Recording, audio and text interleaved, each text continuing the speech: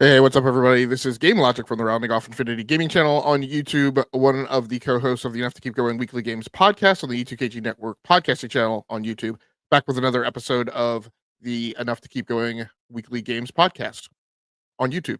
This is episode number 392 for the 22nd of June, 2025. Here with me, as always, I have one of my stalwart partners in crime, Mr. DBQ Hams. How you doing, DBQ? Doing good. Glad to be back. Tao is out this week, and I'm glad that I'm here. We got lots to talk about, lots of news this week, plenty to keep us busy as we go through this week as we round out June and look ahead. Yeah, so I introduced myself as Game Logic because it's going to take me and probably everybody else a little while to get used to it. I have rebranded to Tech Logic, signifying a return from a content creation perspective and just kind of a hobby interest perspective to my interest in tech and not just solely games, but also an indication that that for me, from a content perspective, I'm going to be stepping away from discussing the business of the video games business and focusing more so on the creative side, which gets into some of the technical areas when we talk mostly about software. But we'll still have periodic. I'll still have periodic stuff about GPUs and PC tech and things like that. But not as much like the comparative specs of the platforms. But yeah. But You're I'll try to definitely get our go-to hardware guy in terms of tech and specs and analysis there. So, are you planning on going back to you? I don't know what, a decade ago at this point, you were reviewing hardware and things like that. Are you thinking of going back in that space, or more of just the kind of commentary and analysis? Yeah, probably. Again, probably won't be covering the business of the tech industry as much either. But more so from like an experiential, like user perspective of like the stuff that I use. So probably we'll be doing some stuff about like studio equipment and production gear, like I used to do. Um, but we'll see. So, like I said, it'll take me as much time to get used to it as everyone else. So without much further, I'm sorry. Go ahead. I was going to say, are you using any new studio equipment now? Your mic looks a little different. This is a new mic. This is the Fifine AM8 dynamic microphone. So it's a pretty popular one on Amazon. It typically tends to like be thrown up in your face if you've ever bought a mic, any mic from Amazon. They always advertise this Fifine one in front of you. And I'm actually using a different mixer. I'm using the Pup Jesus T12, which if you go onto Amazon and look for audio mixers for like live streaming or whatever, and sort it by average customer reviews, this one actually pops to the top. It's like a 4.8. So I've been pretty happy with it so far. All right, so without much further ado, let's get to it. So DBQ, you're the only one with entries in segment 1, our gamer experience stories for the week. And so let's let you kick it off. Sure. Some things I can talk about, and others I can't go into too much detail. So this weekend, maybe 2 weekends ago, I played. So there's a Madden 26 beta this weekend. A couple weekends ago, there was a college football 26 beta. Can't really talk too much about them other than what is already out there. The college football beta was an older build. So if you've been following the press coverage around college football 26, this week they announced more features, including dynamic substitutions, so that you can rotate players through. So you can do a running back by committee.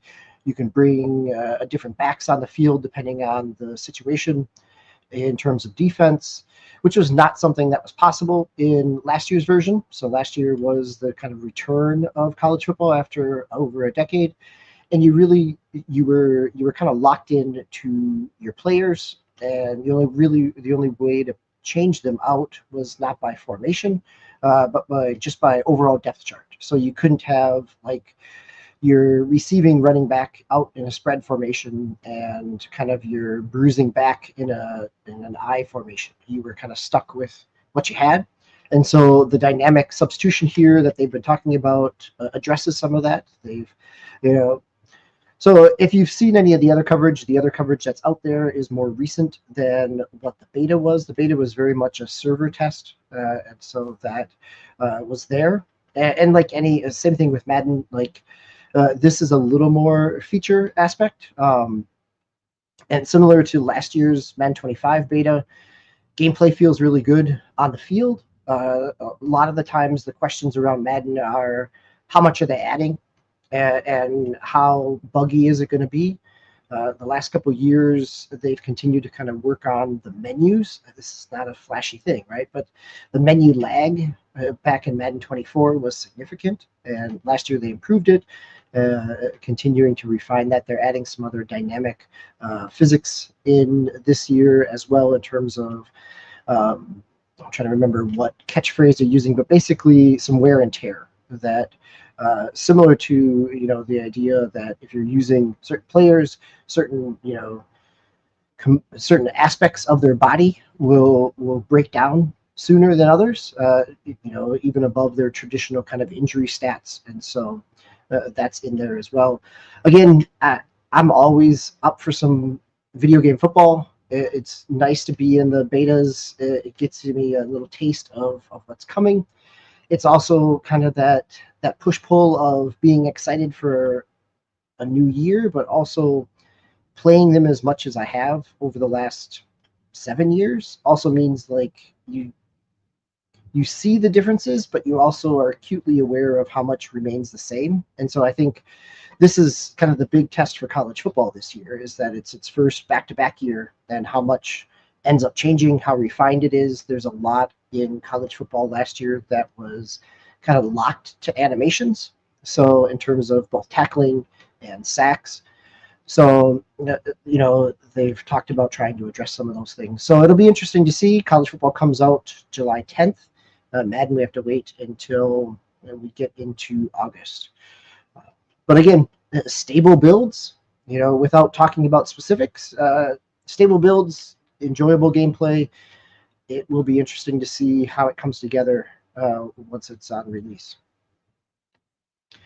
The other game I've been playing is a nice old game from 2012. So this is a game, Awesomenauts is a 2D MOBA that launched back in 2012.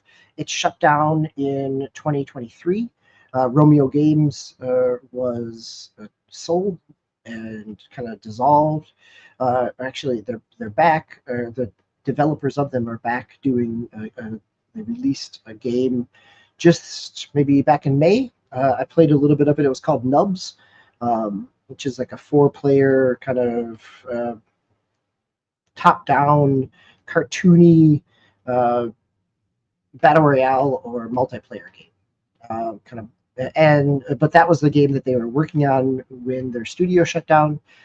Awesomenauts was a game that they had supported up until probably 2019 as a MOBA, and then Atari picked up the license and the property for Awesomenauts, and about 11 months ago they talked that they were going to be bringing it back. They've had some test servers and some betas, and this week they announced on Steam and other places that it is back up and live. They've got kind of an early release now, and then they are doing a full release, it sounds like, next month. It started off as a paid game and then became free to play. And now they're going back to a paid game at $19.99. But the nice thing about it is if you have Awesomenauts in your Steam library, you already own it. So you don't need to go back and purchase it again. Right now, it is, there's looking at reading through the Reddit forums and some of the games some of the matches I played. So this is anywhere from 3 to 5 players to a side, 5-on-5. They're filled with bots. It's very much kind of an 80s cartoon vibe in terms of kind of science fiction. You're out in space. You've got a variety of aliens, and similar to mid 2010s MOBAs, that you are going back to your base to purchase material throughout the game. Modern day MOBAs can provide you with the ability to kind of spec a build and auto buy as you go through. And Awesomenauts is very much in that kind of traditional old school MOBA aspect. And again, one of the things that made it very accessible and approachable to me back in 2013, this was Dota and League, and Heroes of the Storm was just kind of kicking off at that time as well in terms of some of its early access. They're celebrating their 10th anniversary or so.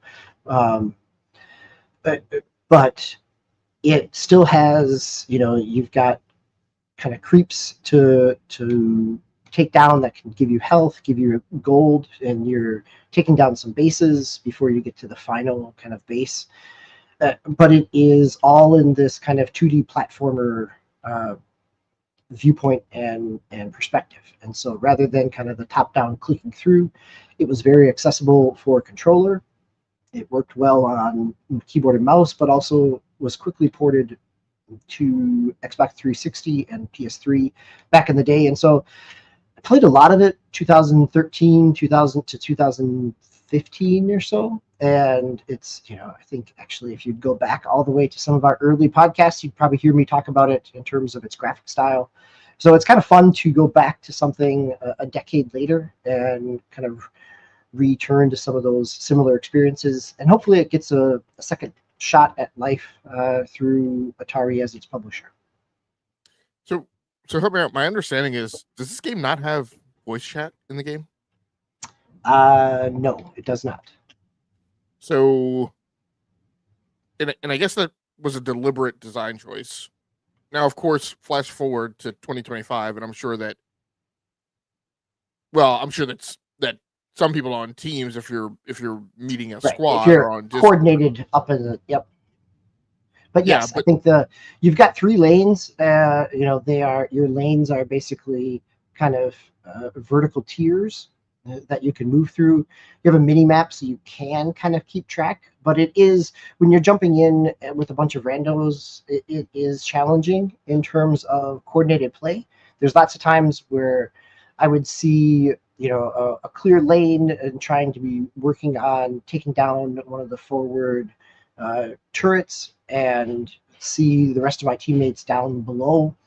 And at that point, you're not really taking them out by yourself, or you see the opponents coming down there and getting into skirmishes.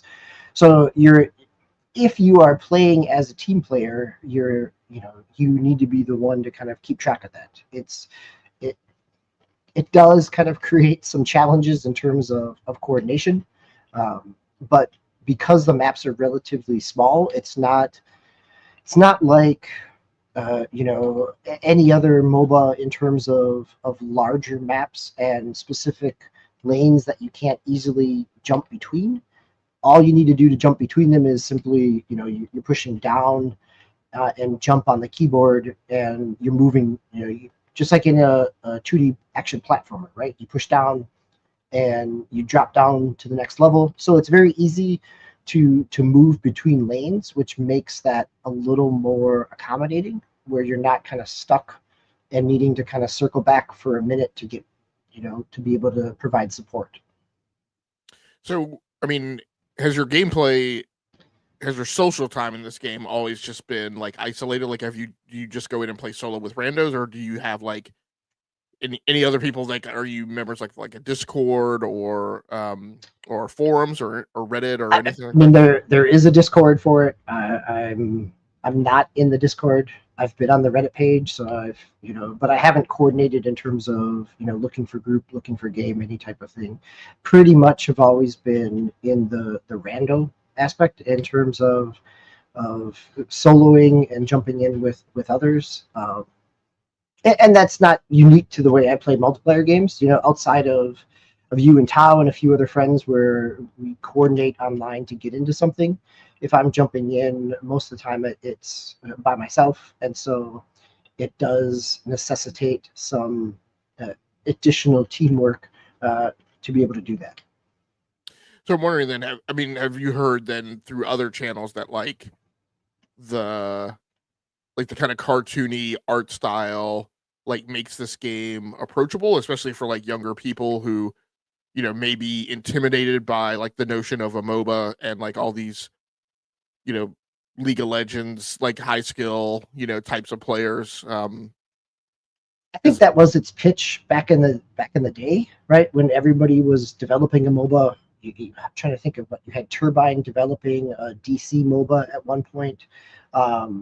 There was a Lord of the Rings MOBA at one point. Like the early to mid teens, lots of people were chasing.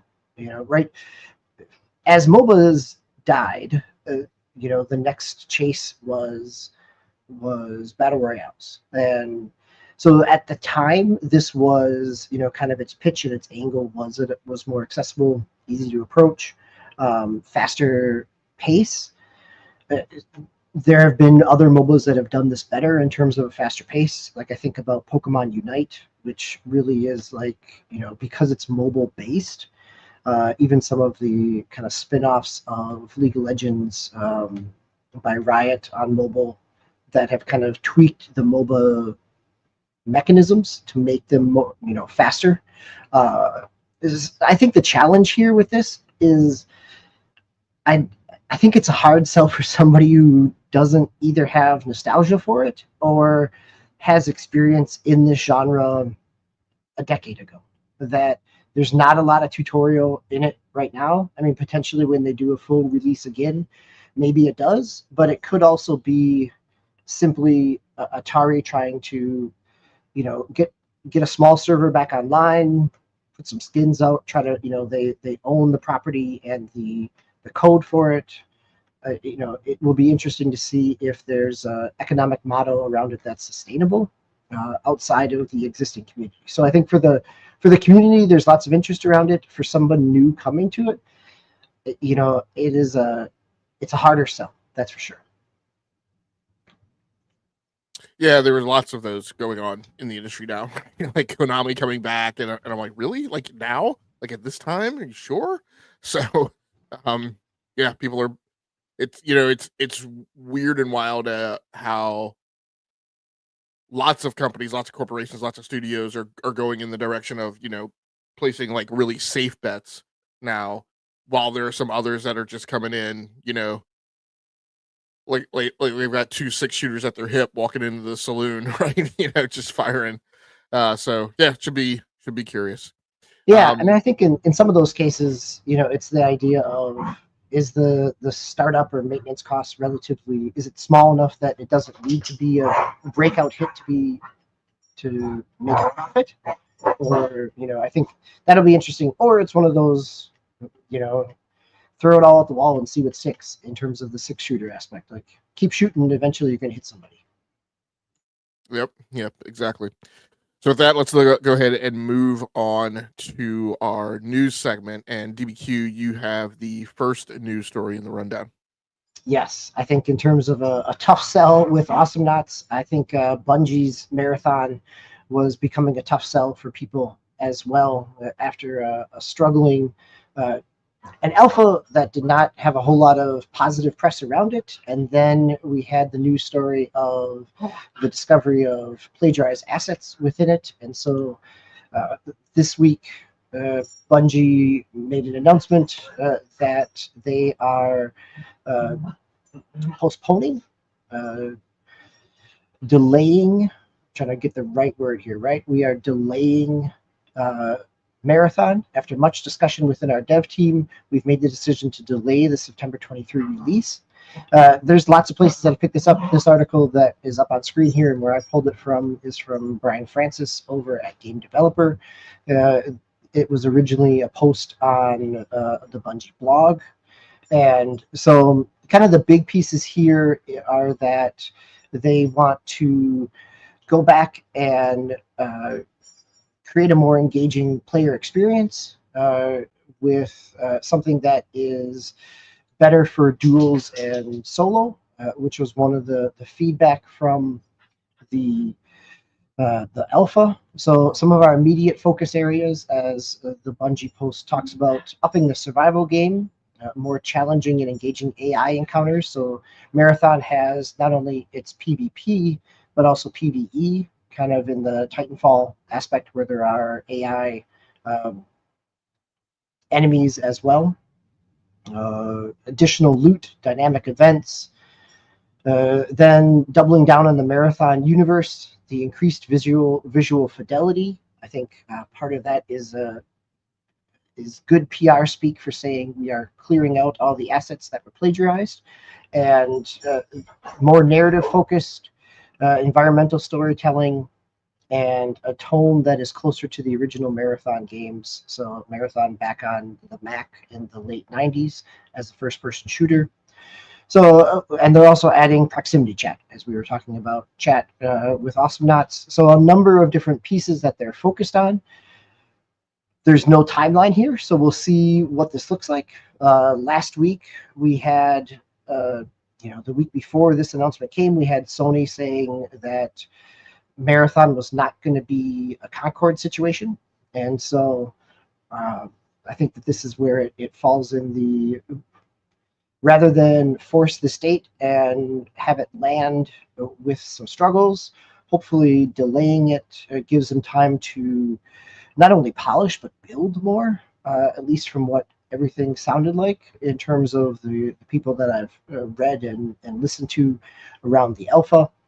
That I think that the question that I have as a Bungie fan is, how much can they do that changes the dynamic of this, right? Just like we talked about the approachability within the MOBA genre, how approachable can you make the extraction shooter genre as well? I think one of the comments that I've read from multiple people is Bungie trying to walk this line between fans of Destiny who were there for the world and the world building, and then extraction shooter fans. And if you try to, if you can parse that and catch both of them, there's a good universe of people there.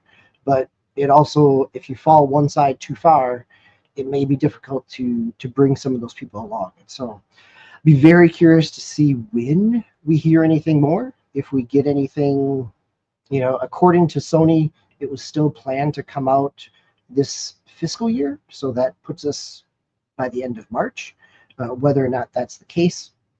And I think the larger kind of Sony aspect to this is, 2 weeks ago or a week ago, we talked about Bend Studios laying off 30% of their staff based on that they had a live service game canceled. We know the drama around Marathon from Sony's pitch 2 years ago related to 9 live service games to one canceled game after another. I think it'll be very interesting from an industry perspective if Marathon comes out, and how Sony positions it as well.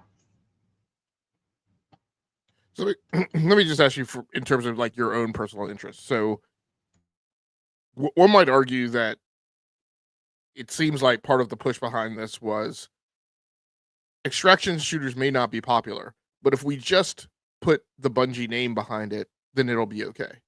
Has that won you over? Because it hasn't won me over. I have zero interest in playing an extraction shooter. I have a license to Escape from Tarkov.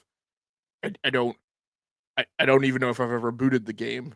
Like, I just, when I think about, my gameplay time and how much of it is worthwhile to me and the time sink that's involved with something like this. I mean, you and I are big fans of Bungie, of Destiny, right? Destiny 2. I was looking back, I think on PlayStation, it was really shocking. I think I had like over 1,000 hours in original Destiny on PlayStation. That seems very possible. Yeah, I think my Xbox original Destiny is probably pretty close to that. Yeah. And then Destiny tracker. And then for Destiny 2 it drops off, and I suspect that's because I know there was a point I flipped the switch and I said there's no point in playing this now that this thing is on PC. There's no point in playing it on console. So, but I mean, so we're big fans of Destiny 2. We've been along for the entire ride. Like, does simply putting the Bungie magic behind the concept of an extraction shooter entice you at all?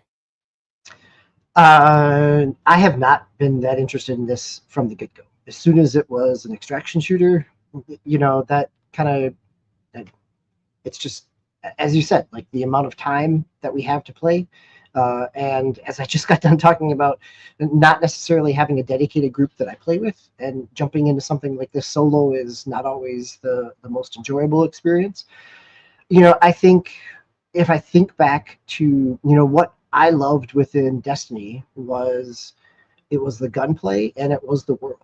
And Bungie, and the same is true, I wasn't I enjoyed Halo and I enjoyed the world. I wasn't an Xbox owner, but as I played them over the years, I still enjoyed the gunplay and the world building. And potentially, I have no doubt that the gunplay was going to feel good.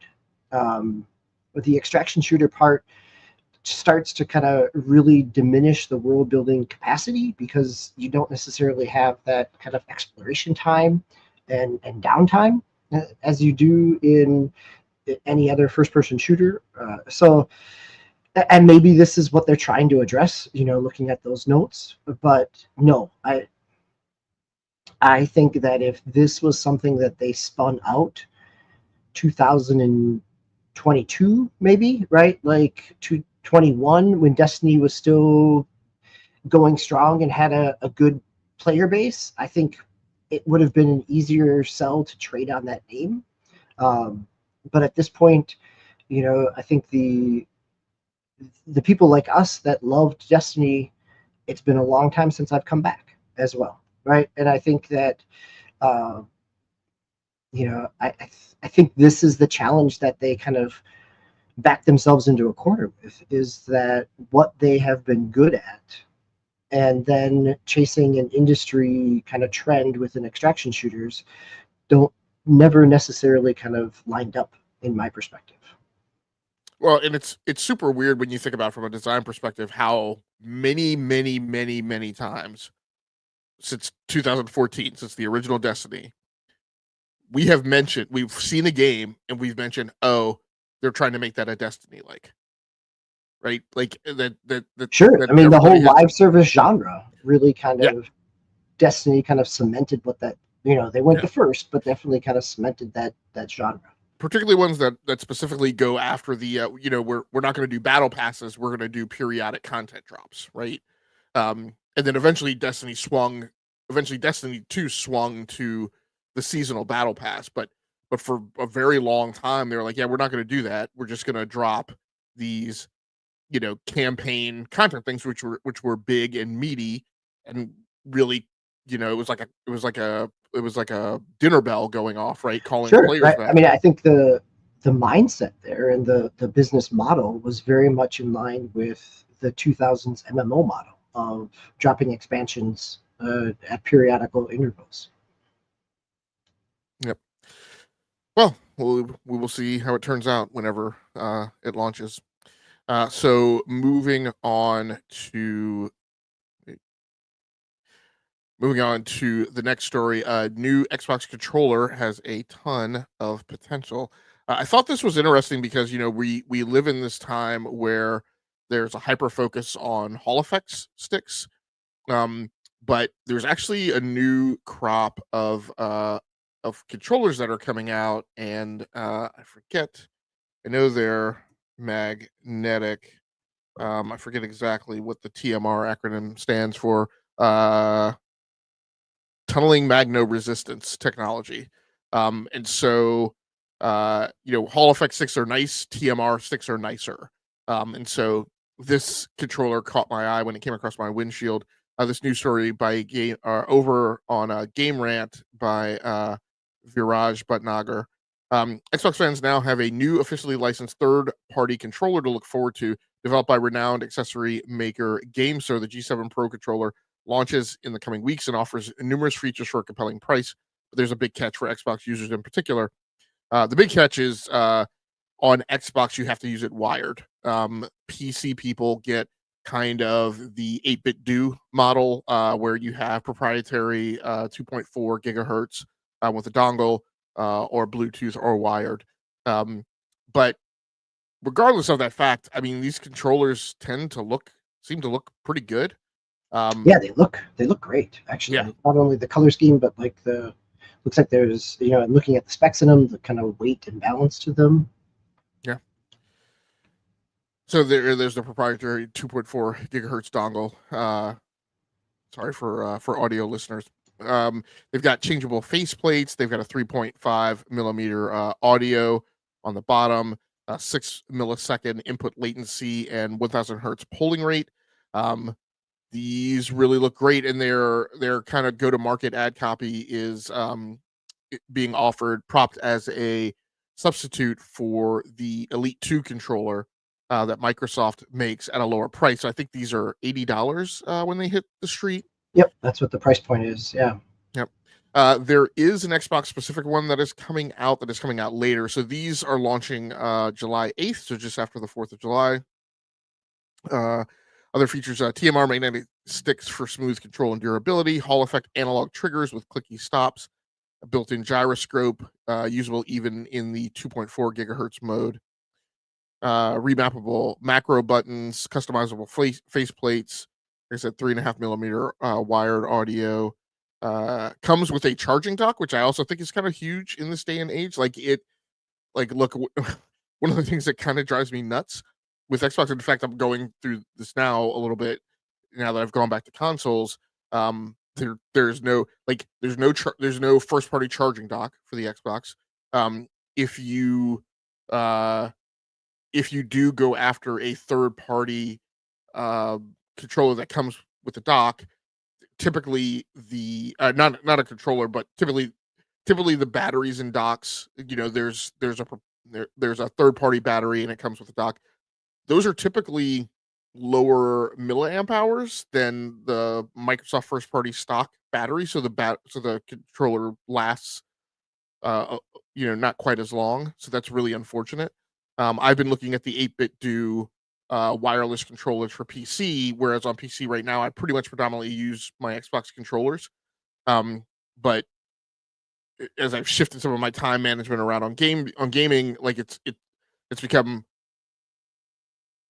more difficult for me to use a random controller with a PC. So I'm really trying to get to where I have like a dedicated controller assigned to a PC where I'm going to use it. And I'm like, I just want this thing on a dock because I don't want to have to braid. And then I still have micro USB sitting around, which I'm really trying to get rid of. Now I'm like, I just want everything to be on USB-C. So I think the notion of a dock of a charging dock for Xbox controllers is particularly attractive. So yeah, I like the aspect of the charging. I mean, the dock. I've been using kind of third party rechargeable battery packs with Xbox controllers since the Xbox One. But you're right. They burn through that faster in terms of how much they hold a charge. And actually, like this, as someone who over the last 2 weeks, their Xbox controller is getting a lot of play and drift in my left analog, where it's trying to navigate menus and I'm jumping over multiple icons at a time because my sticks are wearing. That having this technology at this price point is really something that is interesting and attractive because it's not drastically higher than kind of a standard controller, but with a much higher quality. very much so, very much so. So let's go on to our third news story in the rundown, and that one is for you, DBQ. Yeah, this is just a quick one here so far. Last week we talked about that one of the games releasing this week was Rematch. This is the soccer game from Slow Clap, from Sifu developers, that they hit over 1 million players in terms of registered accounts. They have peaked on Steam as of this news article that I was looking at here on GameIndustry.biz from the 20th, so 2 days ago. Their current peak was almost 93,000 concurrent players. So again, it's a 5-on-5 multiplayer game, playing just some football and some soccer. And it seems to, the physics in Sifu were really solid. The beta tests around this sounded really good. It's out and available on Game Pass in addition to PlayStation and PC. So just a nice kind of quick hit and a kudos to SlowCap for a successful launch.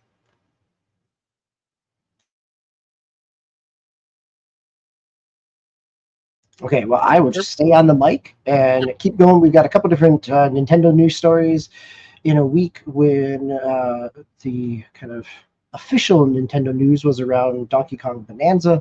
There is lots of other Nintendo news that is coming this week as well.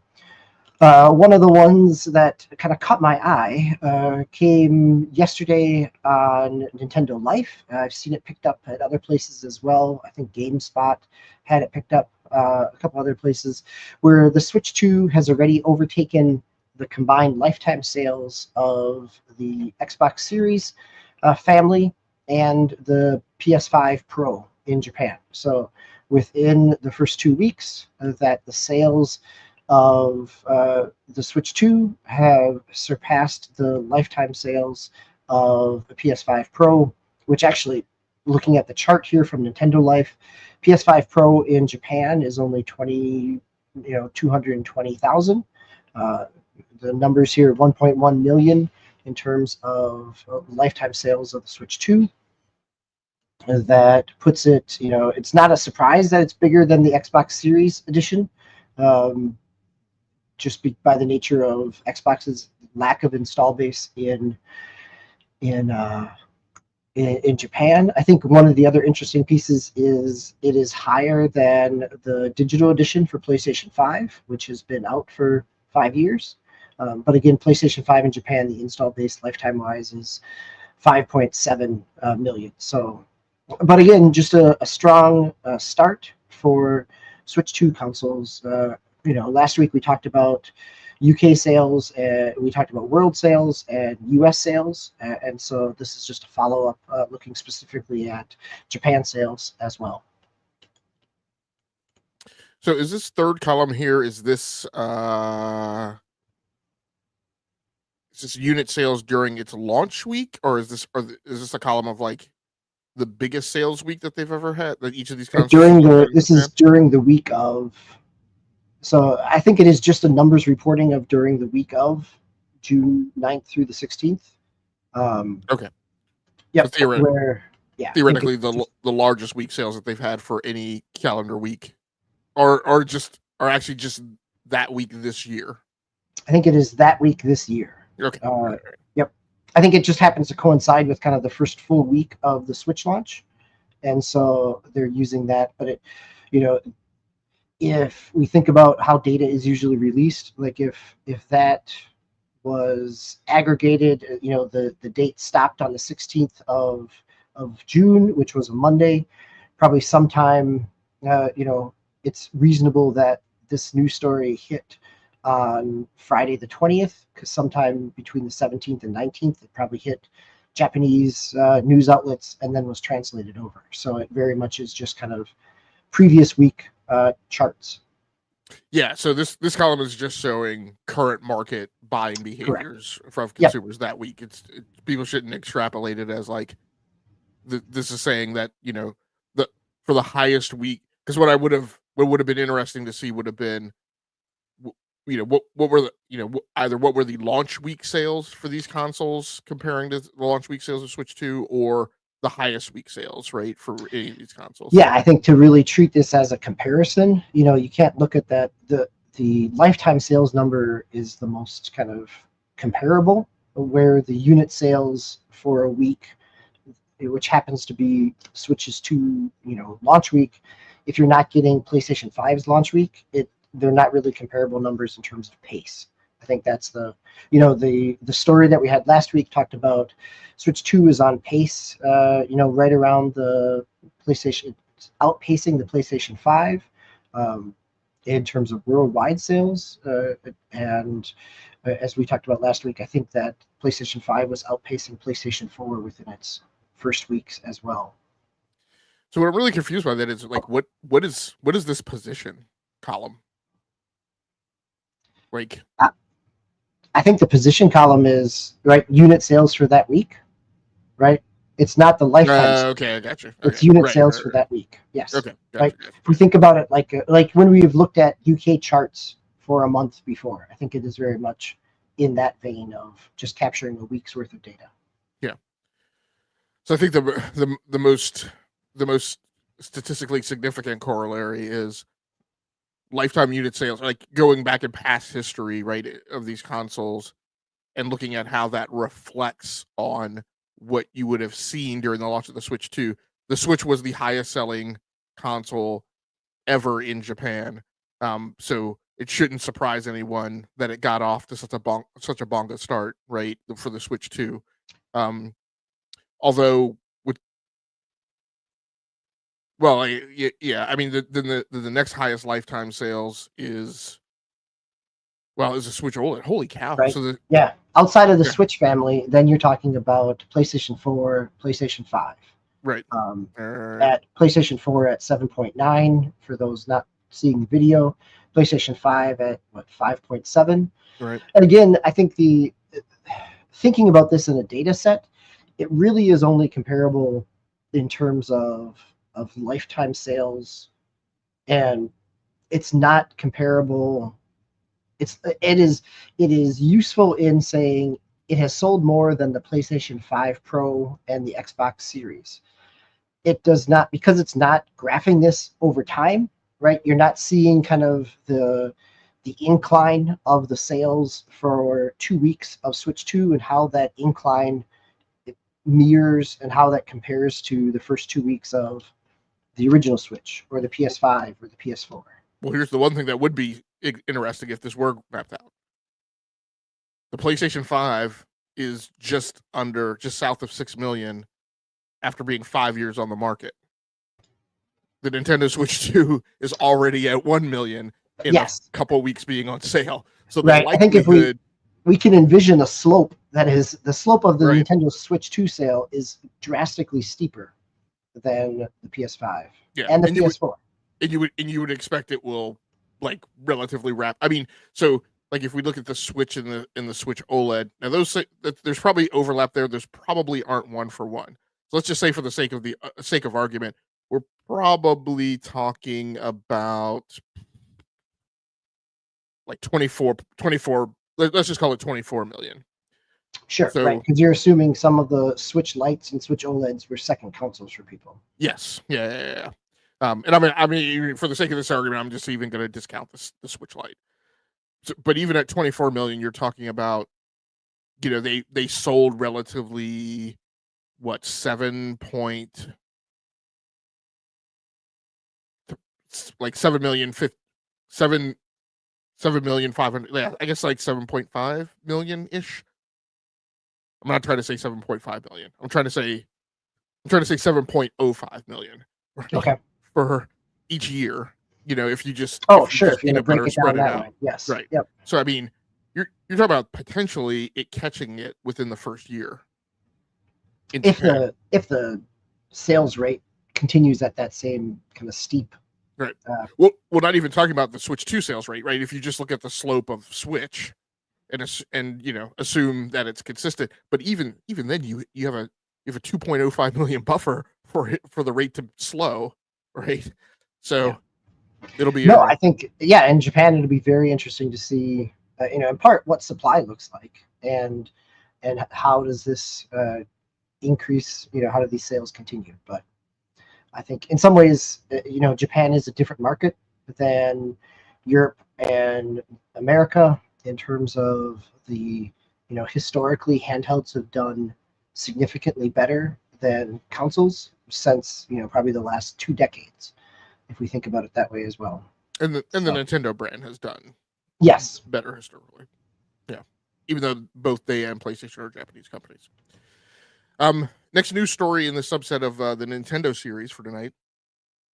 Zelda Breath of the Wild is now Metacritic's #1 game in 2025, and that just feels weird. This story over on VG 24/7 by Sharif Saeed. The launch of the Nintendo Switch 2 has caused a bit of disturbance in the rankings of games released this year as far as the overall critical score is concerned. The reason is fairly standard, and it has to do with older games being released for the new console. In this case, The Legend of Zelda Breath of the Wild, a game initially released in 2017, over 8 years ago, is now considered one of 2025's highest rated games.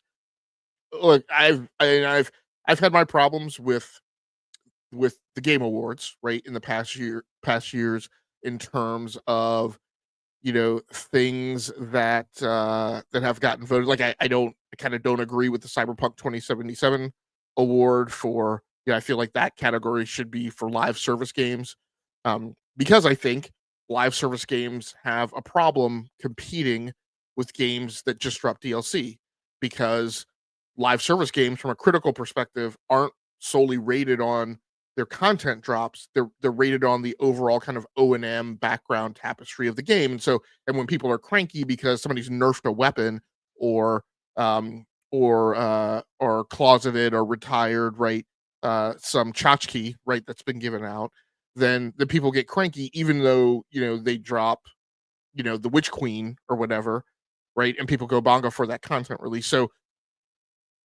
this is, to me, is kind of one of those aspects. People have their problems with Metacritic. I always find it funny that people have this problem with Metacritic, and they say the solution to the Metacritic problem is OpenCritic, and then you go look at OpenCritic, and I'm like, yeah, guys, statistically, these scores are always within 3 to 5 points of each other. So it's like, what are we talking about? But this is one of those things that I feel like is like wrong in my head from the creative perspective. Like, no, we shouldn't be taking like it, and I want to say, I don't know that this isn't what we've done in the past when like things have gotten like a PS5, like it was a PS4 version of a game and it got PS5 enhancements, right? Or No, yeah, or when I the think series when the Scorpio launched, right? And all those games got, right, Scorpio enhancements. right. Yep, but it got HDR and 60 frame support. Like things may have gotten kind of an updated review, but not necessarily kind of tracked as a separate SKU on Metacritic. I think in part this is, I want to say that the profile of Breath of the Wild means that more people are looking at it. So I could see from a metric perspective, in terms of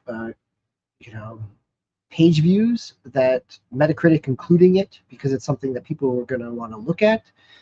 I could see where they could justify it there. I think from a critic perspective and the Nintendo Zelda kind of heartstrings bias that may or may not exist, but certainly gets traction. I'm surprised that it's there, actually. When you pulled this news story, I was like, what?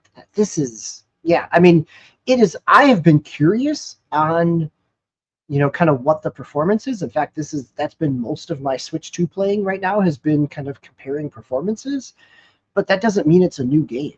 That I also was really curious when Xbox released an HDR and high res pack for Final Fantasy 13 on the series and the Xbox One. Yeah, I wanted to play that and see it, but I never expected that would get a new review that would get tracked on Metacritic. And my thing, I should say, thanks a lot, Hero Dead Under, who's in the chat. We appreciate you coming through. But even if you go back to what you said, right, about like if new reviews had been released, I would be okay with that. If there were a slew of new reviews assigning scores to this, I would be okay. But there haven't been. And so what actually really makes me even more cranky about this is these aren't new review scores. They have just taken Breath of the Wild, considered it a new release, and ascribed where it lands on the chart based on its old review scores from 8 years ago. I'm like, what? My problems with Metacritic is not its statistics. I mean, ever since that horrible UI redesign that they did a couple of years ago, like they're probably my own fault, because I haven't been, like, lots of people have had this, Metacritic is bad for the industry perspective. I never did. I felt like, look, aggregating scores is a good data point to just look at as kind of the bellwether of like where in aggregate the critics reviews are. Things like this, though, like, cause me to question, right, what they're doing from a policy perspective. Yeah, I mean, I think the larger conversation about aggregating scores, like if it wasn't Metacritic doing it back in the late 2000s, it was going to be somebody else. Like, by the nature of publishing things with numbers attached to it, somebody was going to start aggregating and scraping. So, yep. So let's go on to your next news story as we continue the Nintendo battle wagon. All right, so the next one here is, as we've been talking about Nintendo sales, this is related to, we got some data out of Circana and Nielsen IQ around Switch software sales, and kind of the kind of tracking news story here is, so this is out of the game business, Christopher Dring. In terms of the challenges that third parties have had in terms of launch sales for the Nintendo Switch 2. So that looking at kind of the data numbers, we go back through and 60, for this is from Circana, who we've talked about here in terms of Matt Piscatella a variety of different times. 62% of Switch physical game sales in the US were from first-party games. That excludes the Mario Kart bundle. If you include the Mario Kart bundle, it only jumps that number up even higher. In the UK, 48% of Switch 2 physical games were first-party games. If you include the Mario Kart bundle in the UK, that first-party game sales, it jumps all the way up to 86% of Switch 2 games that were sold. So then also looking at Switch 2, CD Projekt Red is the only third-party game that tracked and hit kind of in the top three. The three biggest sellers for Switch 2 in the US or in general were, this actually goes back to our last news story as well. Mario Kart World was the first one, then Cyberpunk 2077, and then Legend of Zelda are the kind of top three in the US in terms of sales. So there's been some analysis, or at least some discussion about what this means, historically, all the way back to, the Wii.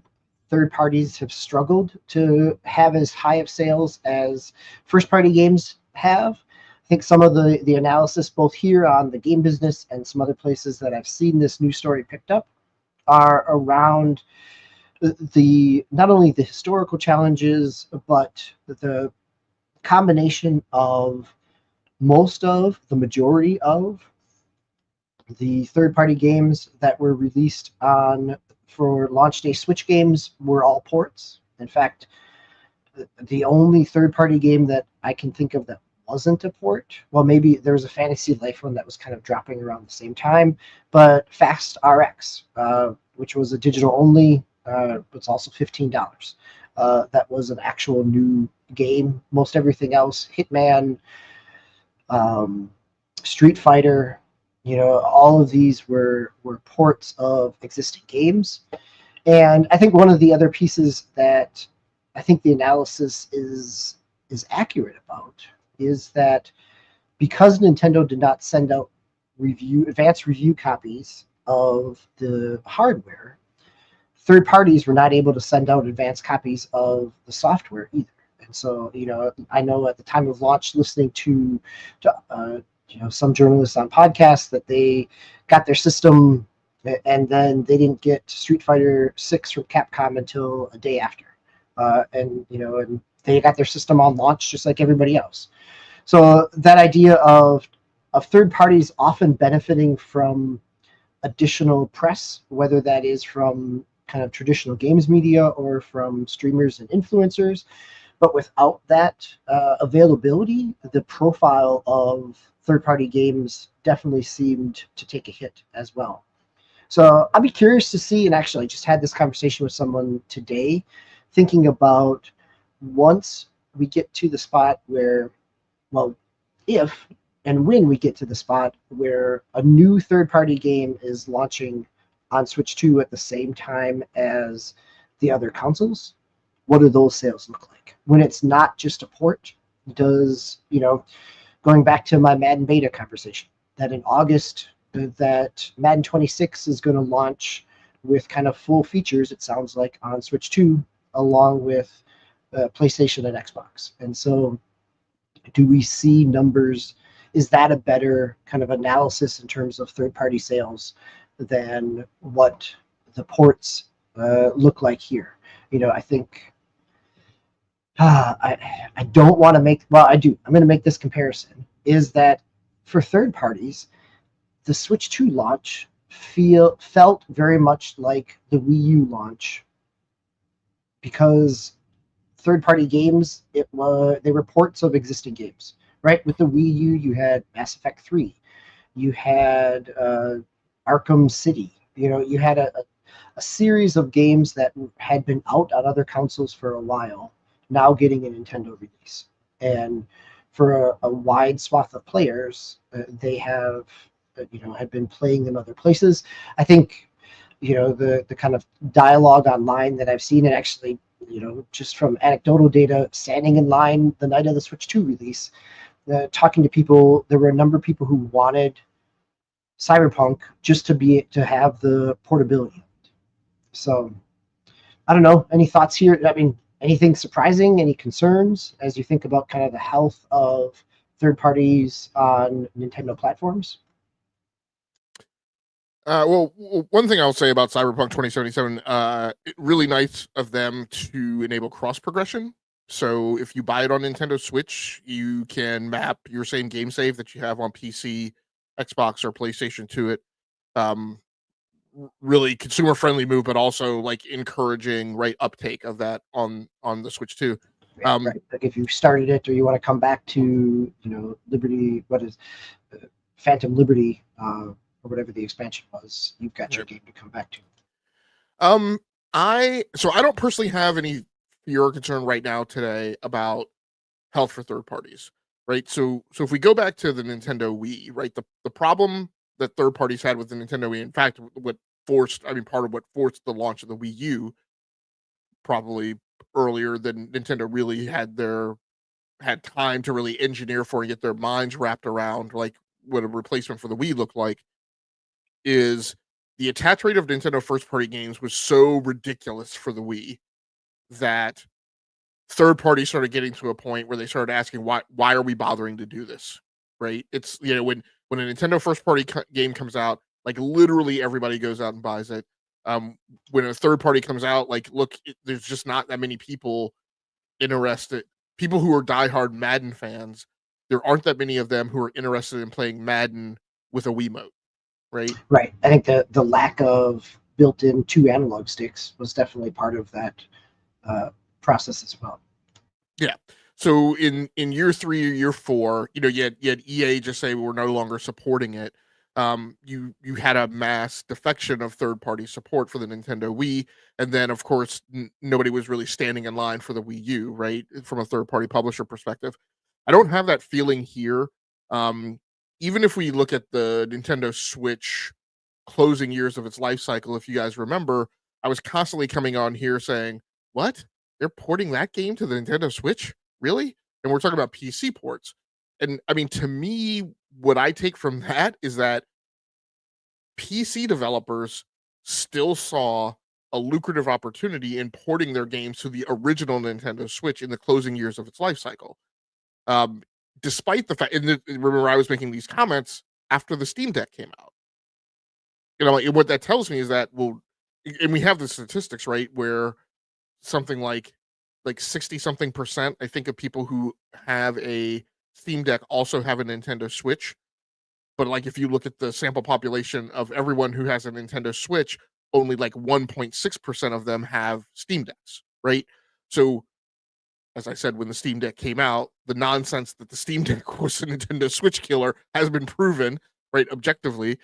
But I mean, what I believe is that these third parties, the reason they're lined up for the Switch 2 continues to be that they see a lucrative opportunity there.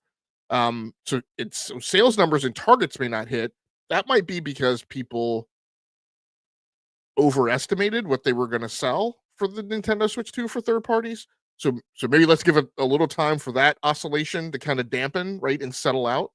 And then, like you said, let's look at first party titles. Like in my mind, porting to the Nintendo Switch for a PC game is very much like a why not? We've already invested the money. There's not that much effort required in the port. Little more, right, in this case versus like porting to like PlayStation or Xbox, because you're trying to squeeze a steak in a tuna can, right? In some cases, um, but the fact that people have been able to get like that 4A has been able to get Metro games right down to, so you're talking about a studio that pushes to have like crisis level graphics, right? Um, I'm not personally worried at this time, and I continue to believe that third party support for Nintendo Switch 2 for big titles, because we have EA getting in the pool, right? Um, more so harmonizing those releases with their mainline sports franchises and not having a smaller release or a release with a lack of parity there. Um, you know, I, you know, What's interesting is we still haven't heard what Xbox support is going to be for the Nintendo Switch 2, but they're absolutely, I'm pretty sure, going to support it and get some titles there. I expect to see things like South of Midnight show up on the Nintendo Switch 2, maybe Hellblade Yep. 2.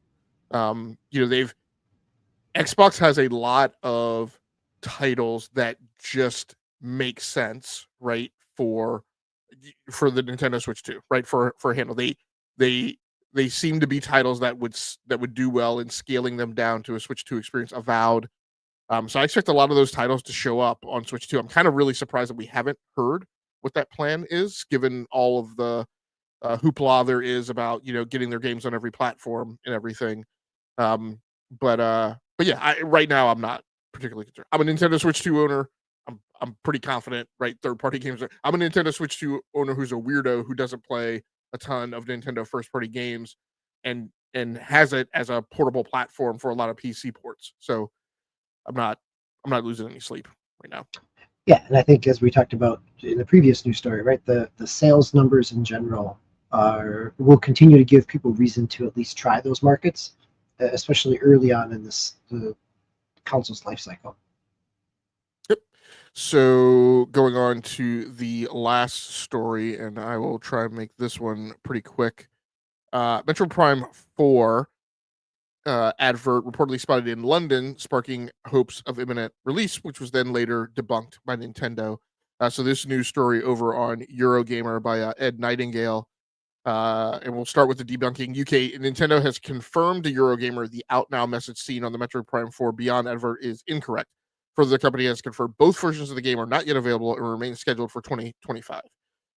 You can expect a holiday release.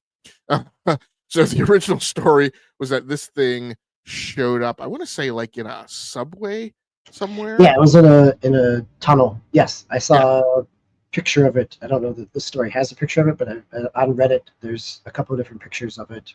Kind of on the backside across the tracks in a subway tunnel. Yeah.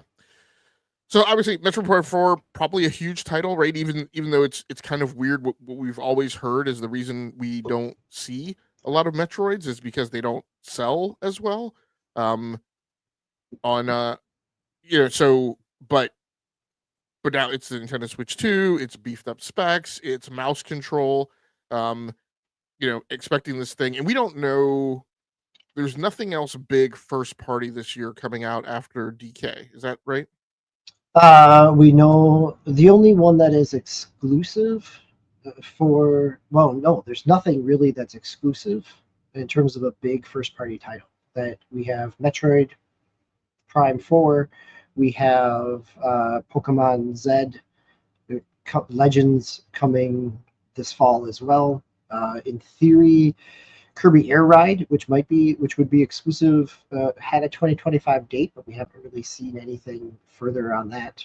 So no, I think that is part of the what comes next, and will Nintendo say anything more after Donkey Kong comes out to kind of to really lock in what that fall release looks like. So, business as usual. We're back at it again. Nintendo Switch owners not knowing what the next big first party release is, but then being shrouded in mystery what comes after that. So I think this thing has some opportunities to do well, maybe arguably better than a Metroid title has done on a Nintendo platform before. So should be good, should be interesting, should be fun. Not worrying just yet. Still promised for 2025, and I think that's a big thing, in a market where we're constantly hearing about cancellations. It's good to hear that one is still on track. So that wraps up everything that we have in the news rundown. Let's move on to segment 3, our round robin and gamer experience cleanups. And DBQ, I'm very interested to hear you talk. I think you are the first E2KG member who has finally gotten off their duff and gone out and gotten some of these past titles that, if you are a subscriber to Nintendo Switch Online, have free upgrades to them. At least Tears of the Kingdom. I was mistakenly thinking you had tried out Breath of the Wild, but anyway, what have you seen and what have you found? No, that's okay. I mean, this is the Breath of the Wild comment works for our Metacritic news story in terms of our background here tonight. But again, I think it is so. Tears of the Kingdom, Breath of the Wild both have patches that are $10 upgrade patches. Or if you are a Nintendo Online Expansion Pass subscriber, you get those as well. You have to download those separately. They basically just kind of convert the game. So if you put in the old game cartridge in, or you download it, you need to then go into the menu and download the upgrade for it to launch. It looks so nice. It looks good. I mean, this goes back to our Metacritic pieces. Like, I don't know how much more we need to talk about a game that came out years ago. I think the interesting thing, the thing that I'm appreciating and really enjoying, is the faster loading times, the better draw distance, the solid frame rate, the clarity of graphics. Played both on docked in 4K and handheld at 1080p. HDR in Tears of the Kingdom looks great. I've played a little bit with the kind of mobile app that gives you kind of you have to turn it on while you're in the game, and it kind of it serves as your old school kind of game guide in terms of, but it syncs with the game in such a way that it actually gives you map data in real time, and so you can use it as kind of your GPS. Which is actually, to me, really helpful in both Breath of the Wild and Tears of the Kingdom, just by the nature of one. It's been years since I've played these games, so trying to remember where I'm going and having any geographical awareness has not been great. And then also in terms of the kind of very limited map pinpoint system in terms of dropping pins that you can do within both those games. So it does have some other audio log aspects to it. I haven't really played around with those. It is, I am enjoying, okay, full disclosure here. Tears of the Kingdom played through about not even through the full kind of intro section, because I got off did the opening piece, got through the first couple sky islands and got down to the ground and putzed around a little bit and moved on to the next game, as I have a tendency to do because we talk about things on a podcast on a weekly basis. So I was actually at a great point to come back, because the first kind of quest that I had to finish up was kind of the ending of the opening, and actually recapped all the stuff that I had done 2.5 years ago. So it worked out nicely to kind of catch me back up. I know that I'm in the minority. I am still not a fan of the combat in Breath of the Wild and Tears of the Kingdom, but I sure love the world. And so having the graphical updates really is, I've spent more time over the last 2 weeks in Tears of the Kingdom than I did the first 2 years of having it originally. And I think in part it is simply just the nature of having something that runs better.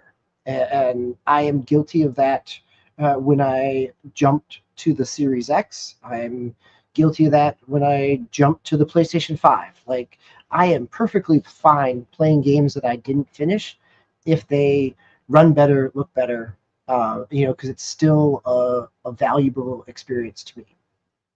Well, this is the PC gamer lifestyle mapped to break your console Exactly, fast, right? right? Like as soon as you put in that new graphics card, you got to go back and install those old games. That's like 50%, 60% of your usage of your GPU when you buy a new GPU is going back and playing older games, typically at higher settings than you were able to on the old GPU. So you still find value in that, right? And I think in a lot of the conversation, and I get it, like I totally understand that, if you're paying $450 for a console, 550, 650, 750, like these days, you console players don't entirely want their justification for that to be it plays your old games better.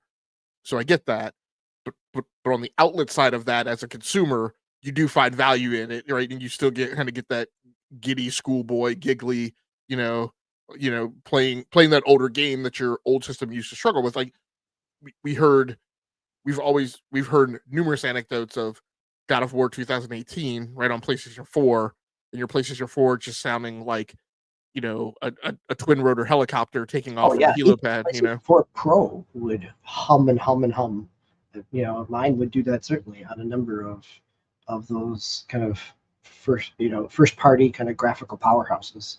So yeah, I mean if you are someone who kind of squeezed every inch of enjoyment out of these games that have gotten an upgrade the first time, your mileage is definitely going to vary. But if you've played it that much and enjoyed it that much, I mean, if you played it that much, you probably enjoyed it. And so being able to come back and re-experience some of the same vistas and spaces now at a higher fidelity and a better frame rate, I think you can still appreciate that. So I've done this, I've gone back and tried a few things. Last week I talked about playing the Splatoon 3 patch. There's a number of games that got, so Tears of the Kingdom, Breath of the Wild are paid. This coming month here in July, you get the paid kind of expansion and upgrade for Mario Party Jamboree. I think in August you have the kind of DLC expansion and Switch 2 upgrade for Kirby and the Forgotten Land. But then you also have a number of games that have just gotten upgrades in terms of first party. Things like, as Tal was talking about last week with Pokemon Scarlet and Violet that are now running at a stable frame rate. Even things all the way back to like Switch launch year with ARMS got HDR support. One of the games that I spent a chunk of time with over the last couple of days has been Mario Odyssey. Going back to 2017, this was my most fun to play game, and now playing it in HD, now playing it even in 1080p handheld, it breathes new life into it. It's not a graphical powerhouse in terms of its realism.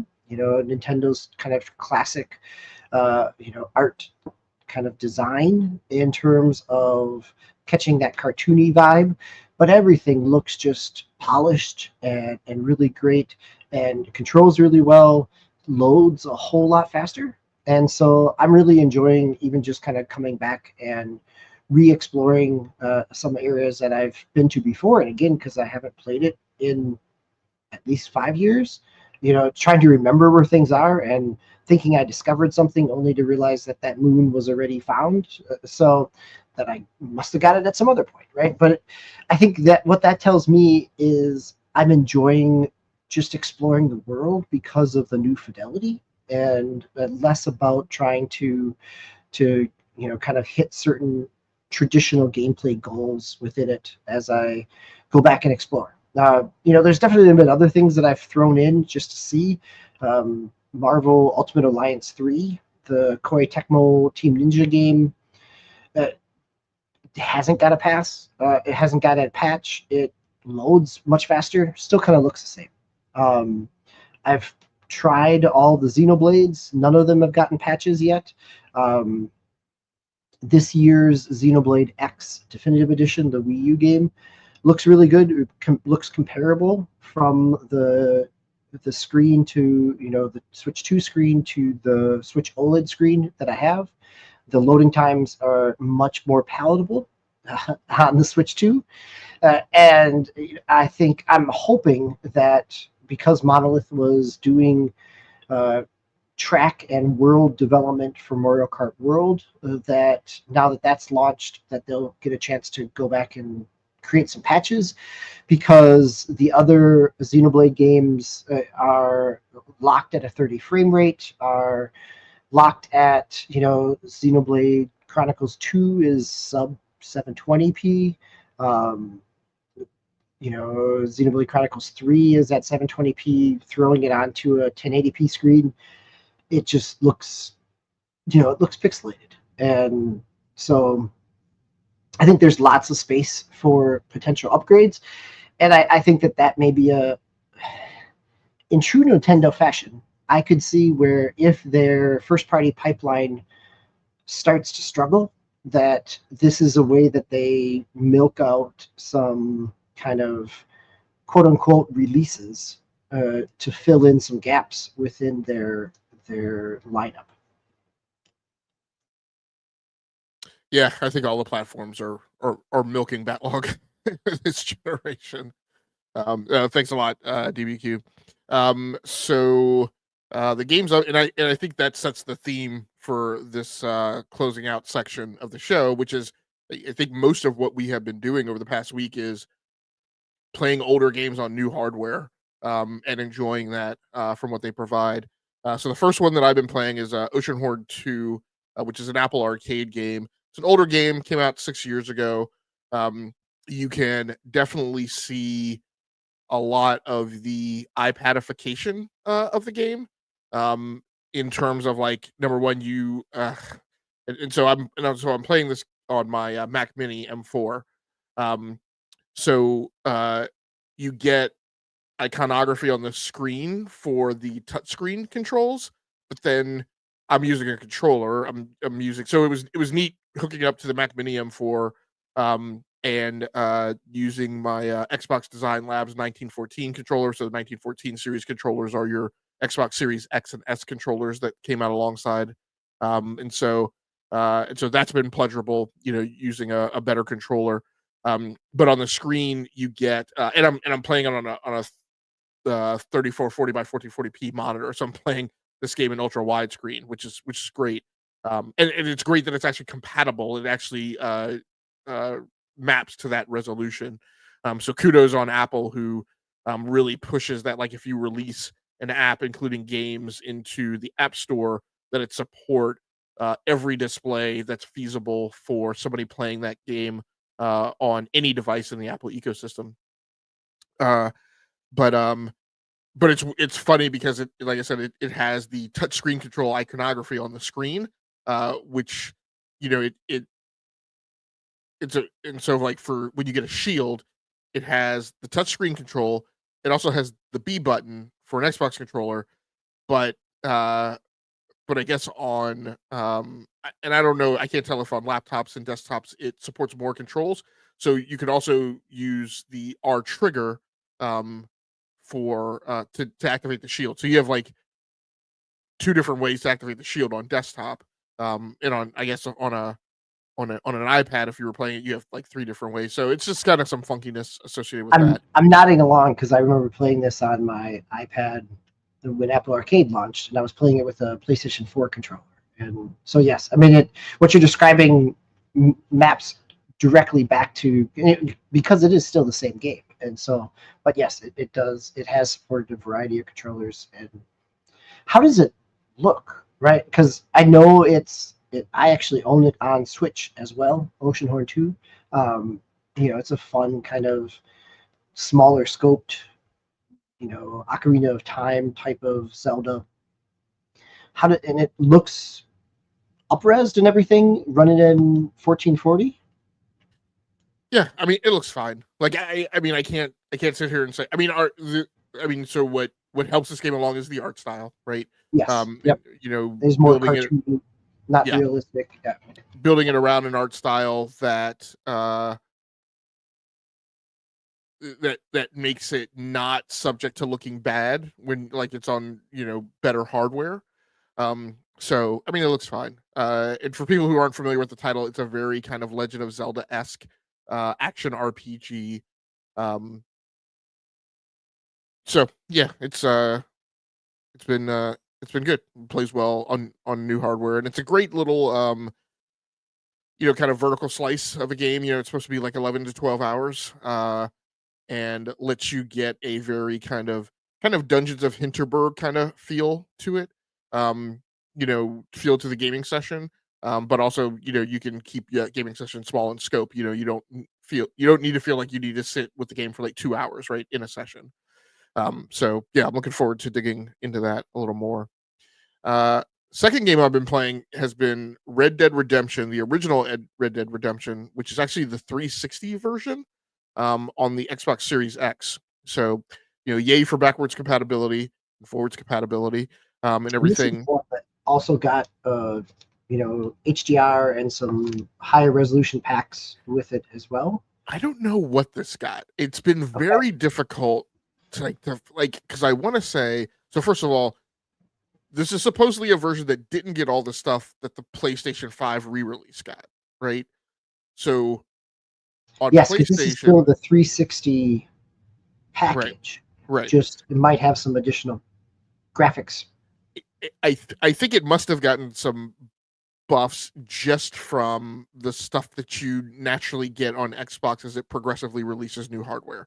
So this has been a shtick on Xbox for a while. It is also the same on at least for PlayStation 4 to 5 and PlayStation 4 Pro to PlayStation 5 Pro, right? Where there are enhancements and little things that you get to buff a game just from running it on the new hardware, right? There are some kind of automated things that it does to improve overall graphical fidelity and frame rate and things like that. And then you have specific, PS5 Pro enhanced or Xbox Series X, version. Um, so as far as I know, this game has none of that supposedly. However, Looking at the Xbox page, it yeah, lists it as having Xbox One enhanced. What that actually means is a whole different question. So yeah. So and that's a good that makes sense, right? In terms of that's kind of been my feeling that it got like one buff minus, but did not get three buffs, right? Which it would have gotten by this point in terms of hardware progression. Um, but it still comes up as a 360 title, right? Still, you know, does the whole backwards compatible login to Xbox Live because there's some hop that it needs to do, right, to map to your Xbox Live ID, right, using the old infrastructure or whatever. Um, but what I will say is the most significant thing is I'm like, first of all, I'm looking at it, I'm like, this thing looks a lot better than like a 360 game, right? But but the really shocking thing is that um my Xbox Series X is sending a 120 hertz signal to my TV while playing this game. Now I have the Series X in the 1440p 120 hertz mode, so I believe that this game is running at 60 frames per second, and my Series X is sending a 120 hertz signal to the TV, which means essentially um, it is showing every frame twice, uh, and what that results in is it gives you reduced input latency, improved frame time consistency. I believe it makes it compatible and it's being managed with VRR. So it helps where you get wild variance, right, in terms of frame timing. And I believe I'm not absolutely positive. Don't quote me on it. I believe that means any type of LFC or ALLM is also in there as well for when the frame rate is bottoming out. Um, but long and short of it, the game looks great on a Series X. Um, and I'm yeah, having a look, ton Digital Foundry and Eurogamer Digital Foundry. But yeah, it's running at native 4K. You're right in running at 60 frames per second. It does. Even looking at the Digital Foundry pieces, yeah, it's doing a lot for what was originally a 360 game. Yeah, and then from the creative aspect, like I think I'm realizing because I'm playing this, I'm also playing Red Dead Redemption 2. Um, and I think where I'm coming around to is that the reality for me is I think I prefer Red Dead Redemption to Red Dead Redemption 2. Red Dead Redemption 2 is a miserable game. It is like it's not too far of a heartbeat off of The Last of Us 2. Like it's everyone's miserable, no one's happy. There are no heroes right in the game. Um it's just a very heavy game, right? In terms of like all the emotional drum beats it tries to hit. Red Dead Redemption is a little lighter. Red Dead Redemption is very, very, very much cuts close to the cloth of it's GTA in the Old West. Red Dead Redemption 2 has a little bit of that, but doesn't feel as much that way, right? Yeah, Red Dead Redemption 2 is such a it's the end of the Old West. And so it is kind of this depressing, kind of hanging on, outdated. Uh, you know, it's an accomplishment as a game, but in terms of enjoyment, I'm completely there with you. In terms of, I think I actually still have Red Dead Redemption, the 360 version installed on my Series X because it's fun to go back to. Yeah. So I also feel like a lot of the mini game stuff is not as heavyweight. Like I feel on Red Dead Redemption 2, if I'm gonna go hunting, I feel like I have to put myself in this mindset of like, okay, I'm going hunting, right? I outfit all my gear to support that. I'm not going off to do X and then do hunting like as a side activity. Like whereas in Red Dead Redemption 2, it's like, okay, I'm on the horse, I'm riding from Armadillo, back to Bonnie's ranch. And I'm just gonna, skirt to the I see some game, over here, off to the side of the trail. I'm just gonna pull over and do some hunting, right? Um, so it feels like there's a lot less friction, right, in getting in and out of activities. But yeah, I'm having a great time with it. You randomly meet, all types of characters off to the side of the road. So I've re-met like the young woman who was there with her preacher father, right, who was, I guess she's having some weird drug induced trippy vision quest out in the desert. Not sure what's going on with her. Um, the relationship between the main character and I think her name is Bonnie, and the woman who saves his life at the ranch is starting to progress. I've had, several run-ins now with Bill's gang, and have fought them in combat. I've actually gotten to the point where my character has progressed enough where every once in a while, like I come back to the ranch or I go into Armadillo, and like um, those gang members are like just conducting some random raid on the town and the ranch. And the first couple of times I would always like take three of them out, and then the fourth one would wind up being killed by the time I was trying to take down the fourth one. And so now my character has progressed to the point where now I'm taking them down. So it's just great fun, like horse riding. I was playing it the other day too, particularly with the horse riding, and this is what caused me to trigger and realize I was liking this more than Red Dead Redemption 2. I'm riding the horse, and I'm like, oh yeah, The Witcher 3 also has horse riding, and I'm like, yeah, I'm liking this game a lot more than The Witcher 3, just because again, it's lighter weight, it's less tangly, right? When you get involved in an activity, it's much easier to get in and out. So yeah, I'm having a good time with it, and it's a welcome upgrade to kind of how it looks visually and plays on the Xbox Series X.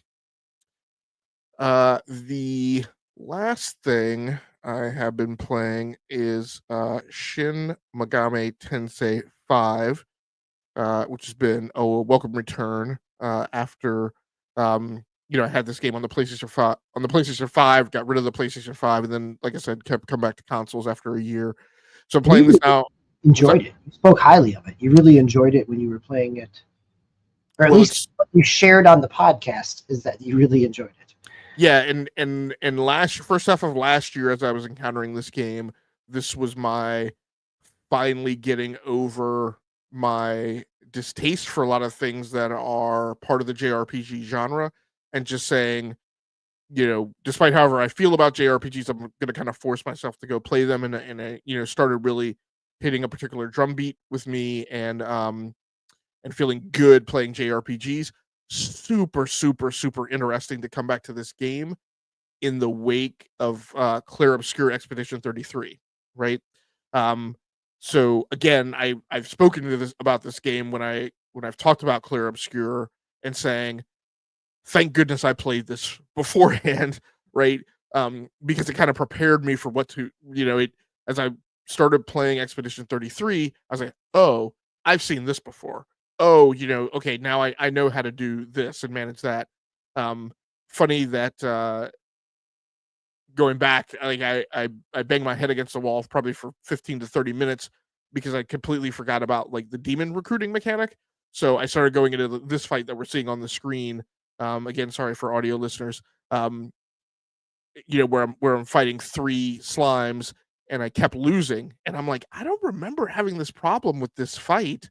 This is very early in the game. I'm like, oh, that's because I recruited demons and entirely filled out my squad. Like I'm trying to take these guys on 2-on-3, and I'm like, there's 2 other demon types that I've encountered. And I didn't bother recruiting them.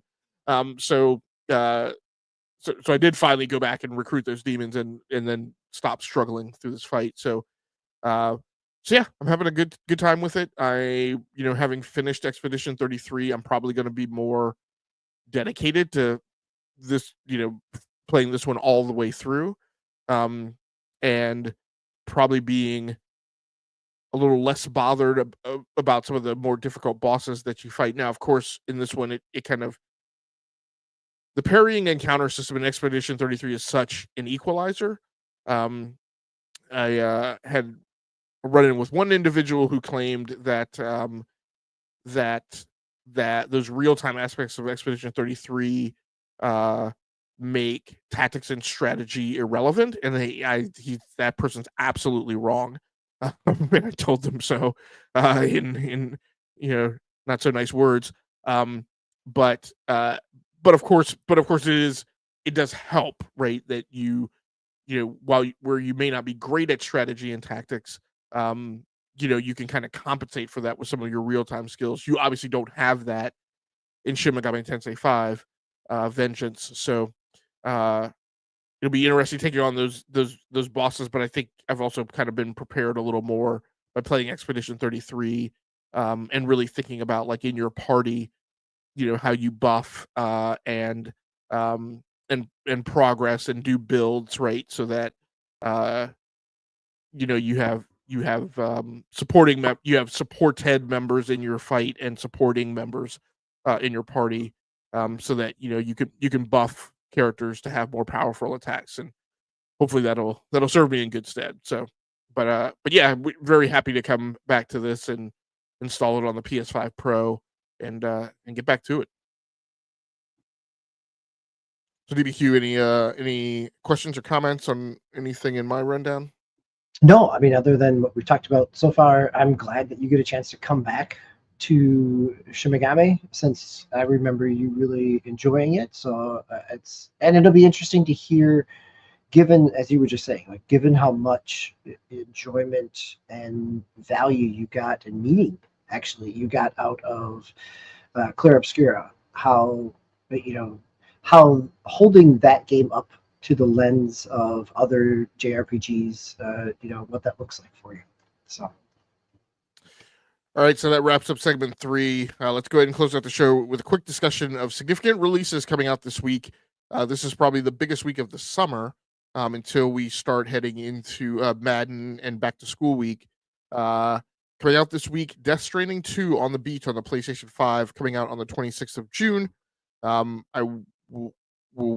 Will say and will admit that this game figured very prominently in my mind on going back and getting a PlayStation 5 Pro.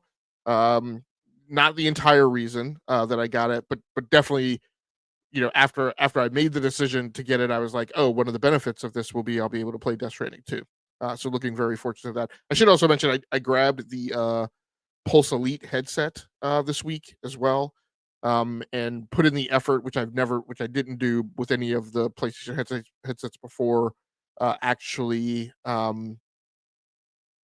making the personalized 3D audio profile, and it sounds really good. Um, but yeah, looking super forward to Death Stranding 2 on the beach. Um, DBQ, you played the original Death Stranding some, or do you have any interest in this title? I have never played the original Death Stranding. I think I know that I own it on Epic when they gave it away, but I've never played the original. So Okay. yeah, I mean, I think it is. I will be very curious on how it is received. I like the kind of narrative that it seems to be projecting. I'll be interested to see kind of how its gameplay is different. I know you and Swiss talked a lot about it on this show back when the original came out. So Yeah, I think what I've heard in particular is that this one supposedly has more combat in it. So I've kind of been on blackout, so I have not watched all of the video coverage, and I didn't watch the Death Stranding 2 live stream from SGF. So I'm looking forward to going into it with a little less knowledge than some other people might have, and enjoying that wonder. So it should be a good time. Hopefully, I'll be able to start it this week. I don't know for certain that I'll be able to pick it up on launch. So we'll see. The other big game coming out this week is System Shock 2 25th Anniversary Remaster. I'm curious about this. So System Shock 2 was probably, when I came back to PC gaming, kind of the second time in my life, System Shock 2 was absolutely one of the most prominent titles that I played in those first few months that really caused me to stick with PC gaming and really make heavy investment in my life in terms of like total time played of where I play on what platforms. The remaster that I've seen, I'm worried that I feel like it doesn't go far enough in improving the visual quality. And it doesn't appear like it's new models. It just appears like it's up-res textures, which it's a small team, so we'll see. I don't know if this is one that I feel compelled to buy and get into, despite my nostalgic relationship with that title. DBQ do you think this is something? And I should mention it's coming out on PC, PS4, PS5, Xbox One, and Xbox Series. Also launching the same day as Death Stranding 2. So I think that's what I remember from the first System Shock kind of remaster, is that it's a lot of up-res pieces. Like, it's not completely rebuilt. I played the first one, well, the first remaster, the most recent one coming out in Night Dive. I think it's Night Dive Studios, right? I played that on PlayStation 5. Yeah, it looks up-resed. It is not rebuilt. So I'll be interested to pick this up on a sale at some point in time, just to have kind of hopefully a smoother experience for kind of a classic game, but not something that is a day one pickup for me. I think that's the only thing that I really felt like was on the radar that I'd say was significant coming out this week. I'm sure there's lots of other smaller titles. Yeah, I was just, as you were talking, and I was going back through the Steam upcoming list, and not a lot of big stuff, a lot of small stuff, not even some stuff that's, as I've been tracking things, that's popping up. So. Yep. So that's going to do it for us for tonight. Next week, DBQ Hams will be hosting, while Tao or I, or hope one of us at least is here to have a show. And so that'll be the lineup next week. For everybody who happened to come through the live stream tonight, we appreciate you. For anybody who happens to watch the archive version of this episode on the E2KG Network podcasting channel on YouTube, please feel free to like the video and subscribe to the channel so you could just receive a notification whenever we post new content. Until next time, take care of yourselves, stay safe out there, play the games that you like, come here to talk to us about the games that you love. Once again, my name has been TechLogic from the Rounding Off Infinity Gaming channel on YouTube, one of the co-hosts here. Here with me tonight has been DBQ Hams. So DBQ, we appreciate you. Good show. Until next time, good night, good luck, and good gaming. That's going to do it for us. We're out of here.